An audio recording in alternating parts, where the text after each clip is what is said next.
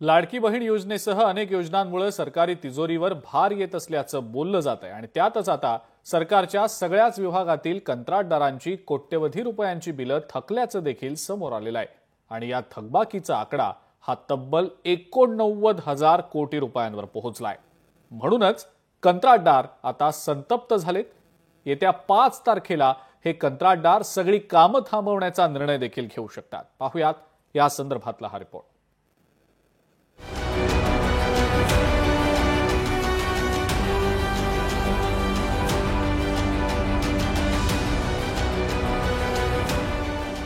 कंत्राटदारांची हजारो कोटींची बिलं थकली। राज्यातील कंत्राटदारांचा मोठा संताप। 31 मार्च उलटूनही पदरात काहीच नाही।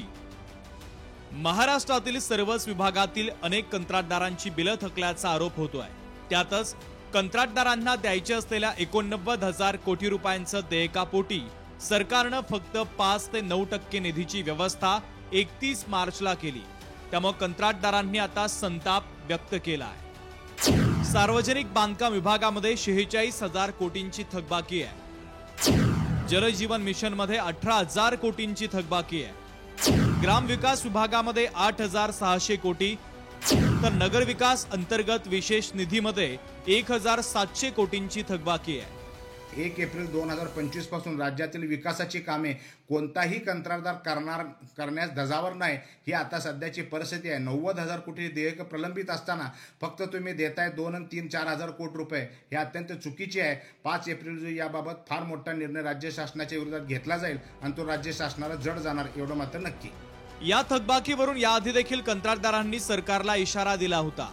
त्यावेळी थकबाकी देण्याचं आश्वासन सरकारनं दिलं, मात्र 31 मार्च नंतरही पदरात काहीच पडलं नसल्यानं कंत्राटदारांनी संताप व्यक्त केला आहे।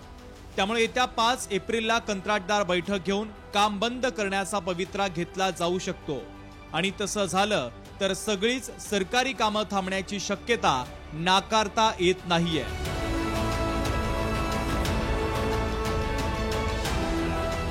या कंत्राटदाराने काम बंद आंदोलन केलं तर राज्य सरकार अडचणीत येऊ शकतं, कारण अनेक प्रोजेक्ट जे आहेत सर्व विभागामधले ते मोठे प्रोजेक्टातली कामं जे आहेत ती बंद होऊ शकतात। त्यामुळे या 5 तारखेच्या बैठकीत कंत्राटदार कोणती भूमिका घेतात याकडे राज्याचं लक्ष असणार आहे।